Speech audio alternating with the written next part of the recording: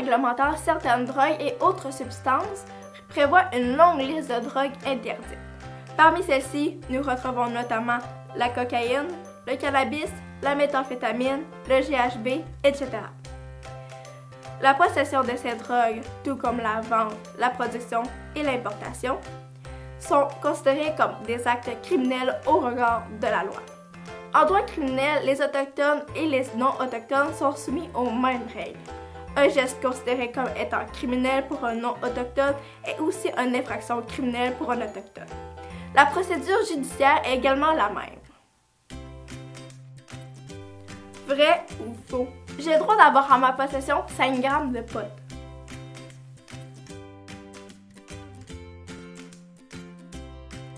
Faux. La loi interdit la possession des drogues. Le pot est l'une d'elles. Une personne commet une infraction criminelle dès qu'elle est en possession d'une drogue, peu importe la quantité. Le 27 novembre 2017, le gouvernement fédéral a adopté un projet de loi pour décriminaliser la possession de cannabis. Le gouvernement vise une entrée en vigueur de la loi en août 2018. D'ici là, la possession de cannabis demeure illégale. Vrai ou faux? Je peux conduire après avoir consommé de la marijuana.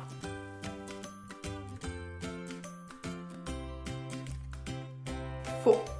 Le code criminel interdit à toute personne de conduire un véhicule alors que sa capacité de conduire est affaiblie par l'alcool ou la drogue.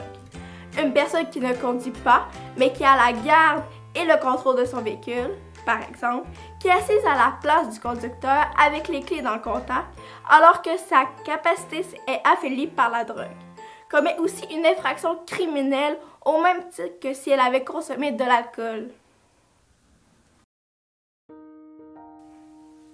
Le trafic, c'est le fait de vendre, de donner, de livrer, d'expédier ou de transporter une drogue.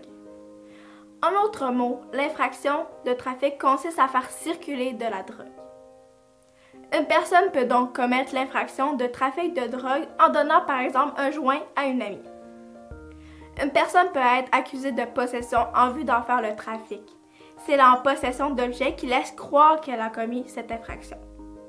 Par exemple, une grande quantité de drogue emballée individuellement, une balance ou une liasse d'argent liquide. Attention, la loi prévoit des peines plus sévères pour les personnes qui font du trafic dans un lieu public normalement fréquenté par des personnes de moins de 18 ans ou près de tel lieu. La production de drogue, c'est le fait, entre autres, de fabriquer, de cultiver ou de récolter une substance illicite. C'est le fait, par exemple, de faire pousser des plants de marijuana ou de fabriquer des drogues de synthèse dans une cuisine. Une autre façon de se procurer de la drogue consiste à l'importer. L'importation consiste à faire entrer de la drogue au Canada, alors que l'exportation consiste à faire sortir de la drogue du Canada vers une autre destination. Les jeunes ayant des démêlés avec le système judiciaire ont ce que l'on appelle un dossier d'adolescent. Il contient les informations sur l'adolescent et sur les procédures judiciaires encourues. Contrairement au dossier des adultes, celui des adolescents est confidentiel. Ce dossier n'est pas accessible au public et ne peut être consulté que par certaines personnes concernées. Même si le dossier d'adolescent est confidentiel, un employeur, une école, un douanier peut demander à l'adolescent s'il y a des antécédents judiciaires. Un jeune qui a été déclaré coupable d'une infraction et qui n'a pas fini de purger sa peine devra répondre oui. Le dossier d'adolescent a donc des conséquences. Le dossier d'adolescent devient inaccessible après un certain temps dépendamment de l'infraction et de la sanction qui a été imposée.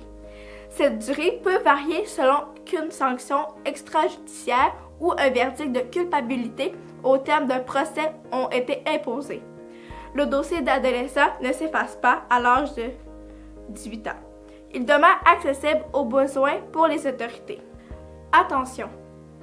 Si un adolescent commet une nouvelle infraction alors qu'il est un adulte, son dossier adolescent apparaîtra dans son dossier judiciaire d'adulte qui, lui, est public. Un adulte reconnu coupable d'une infraction a un casier judiciaire. ce dossier criminel contienne les informations sur lui et l'infraction. Au Canada, le casier judiciaire d'un adulte est public. N'importe qui pourrait donc avoir accès au dossier sans trop de formalités. Même après avoir purgé sa peine, le casier judiciaire d'une personne continue d'avoir de nombreux impacts dans sa vie. Il peut rendre difficile l'accès à certaines professions, il peut compliquer vos voyages à l'étranger et peut même augmenter vos primes d'assurance. Le casier judiciaire ne s'efface pas, mais il peut devenir inaccessible à certaines conditions. Pour cela, l'adulte doit faire une demande de suspension de casier judiciaire que l'on appelait avant une demande de pardon. Une personne doit répondre à plusieurs critères pour pouvoir faire cette demande. La démarche peut être longue et engendrer des coûts importants.